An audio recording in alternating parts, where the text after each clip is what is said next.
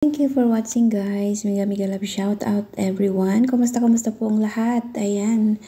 Good morning. Ayan, hindi pa sumisikat ang araw.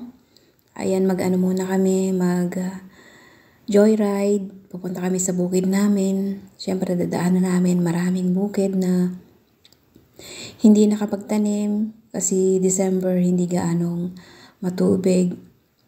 Yung taon na to. Ayan, kung makikita nyo, ang mga bukirin ay mga tuyo. Ayan, may mga palay naman na nagtanim. May mga nagtanim naman ngayon, yung mga nauna. So, ayan. May nakaani na rin, meron ng ayan. At eto na, malapit na kami sa aming bukid.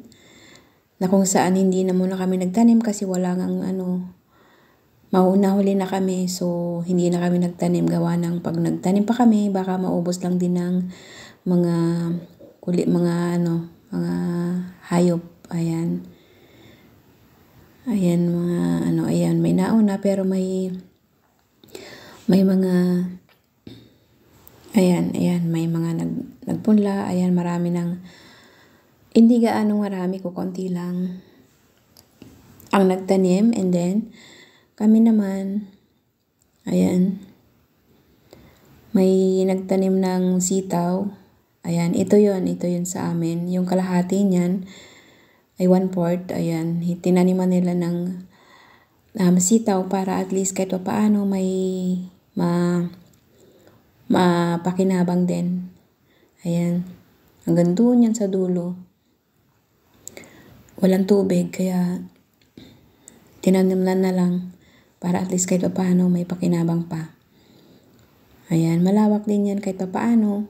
Kaso lang, first crop lang kami nagtanim.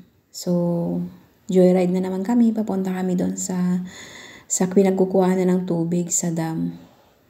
Ayan, kung makikita nyo, may mga palay na rin na malapit ng anihin.